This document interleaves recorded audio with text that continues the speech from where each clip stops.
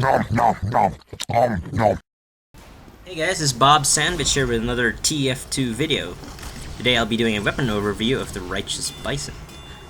First I'd like to apologize for not releasing a video earlier. I was actually thinking of doing a Gun Mettle update video, but I decided, you know what, I'm just gonna do this video first to get it out of the way while using the Gun Mettle maps. So here I'm on Soijin, I think that's how it's pronounced. And the next map will be Borneo. And starting off here, the key feature that I love the most about the Righteous Bison is that it does not use ammo. So you can just keep spamming away, especially if you don't want to spend your rockets. And you know, it's not really gonna cost you too much. I mean, you still have to reload because there's only 4 shots in its clip, but as long as you can reload, you're pretty much free to just spam away. And it's really useful for choke points like this. I know there are flanking routes here, but since this is a new map, people seem to just kind of want to go in a straight line here. So yeah, you can just take out, well, not really take out, but just deal a good amount of damage to a lot of people who are just kind of like walking through that bridge right there. And it goes the same for pretty much any choke point with this weapon. It's just a really great weapon to lower enemies' health, so that by the time you get closer to them, or your team gets closer to them, it's much quicker to take them out. So you're doing a great service for your team if you do that. Also, the projectile does penetrate people, so like I said, it's gonna hit more than one person, and it's just gonna go right through them. It also penetrates through buildings, so you can take out the engineers behind those sentry guns without too much of a problem. However, you will not be able to take out the sentry gun because you'll only deal 20% damage to them. So if you're using the beggar's bazooka and you want to take down that sentry, you're better off just asking someone else to take it down. Or, in this new Gun Mettle update, pick up another rocket launcher. Anyway, I'll go over more of the Gun Mettle update in my next video. But for now, back to the Righteous Bison.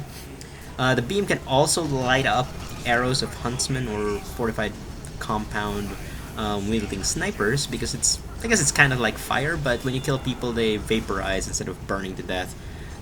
Much similar to the Cow Mangler and the Thompson, I think.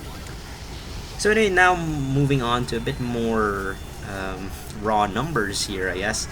If you want to review these numbers, I'm going to include them in the description below so you can read through them. They're all from the Team Fortress Wiki, which I will link to as well in the bottom. So starting off here, the attack interval of the Righteous Bison is 0.8 seconds. So it's a bit slower than the stock shotgun, which has an attack interval of 0.625 seconds. And I'd say this is the only trade-off you have, well, only significant trade-off you have by using the Righteous Bison as opposed to the shotgun. Everything else, in my opinion, is an upgrade. Yes, it does have a delay. It's not kind of like a burst fire of a shotgun, but as long as you kind of keep practicing and you get that down, you're going to be able to lead your targets on kind of like the rocket launcher itself, which if you're playing soldier, it's something you're going to have to learn anyway, so it kind of works with that. And to reload to 4 shots, the Righteous Bison needs 2.12 seconds, while the shotgun needs 2.5, so getting to 4 shots will be much faster with the Righteous Bison. Now the shotgun does reload to 6, but I'm just going to compare it to 4 here, because even if it's just reloading to 4, the Righteous Bison is still faster. At close range, the Righteous Bison deals 20 per particle, and because for every 45 milliseconds, I think that's the number, that the particle touches an enemy, it will damage them. So it's going to hit them about 2 to 3 to 4 times, and the number goes up depending on how fast they're running away from you, because if they're running away from you, you're going to hit them more, and if they're running faster, they can kind of chase after projectile and get hit more from that. So something to keep in mind, don't run in a straight line. That's a pretty good advice to pretty much any strategy, but it's even more important, I guess, with Righteous Bison.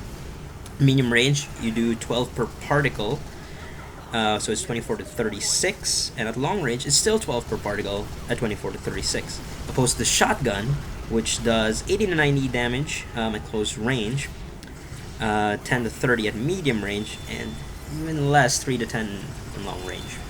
So, like I said, the Righteous Bison is a really good upgrade to the shotgun. And here I'm on MVM, not a proper tour, pointing that out, and you probably know this just from watching this. I have the Righteous Bison here fully upgraded to as high as it can be. I'm also on a server with a rapid fire mechanism in place, so yeah, you're probably not gonna get this kind of cool effect from Righteous Bison, but it's a pretty good example of what can do at MVM. I think on wave 666, it'll be really just fantastic because it'll, one, make all the robots activate their uber much faster much earlier, because, well, you hit all of them at once. Because, like I said, the projectile goes through them, and because they're robots, it still goes through them. And it's really good for your team here, and, you know, just spamming this choke point, like I said, Bison's just an amazing weapon to have.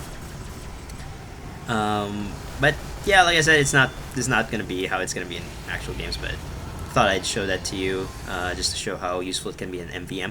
I know a lot of people prefer banner-bearing soldiers or something like that, but the Righteous Bison is not a bad choice, and it's actually a good one to use. MVM, regular games, whatever have you want to try to play, the Righteous Bison is a pretty good weapon. So yep, there you have it. I'd like to make a shout out to Twigaro and Nicoco for playing along with me. Also like to give another shout out to the TheMultipleNameGuy. He wanted to be in this video, but unfortunately he wasn't online.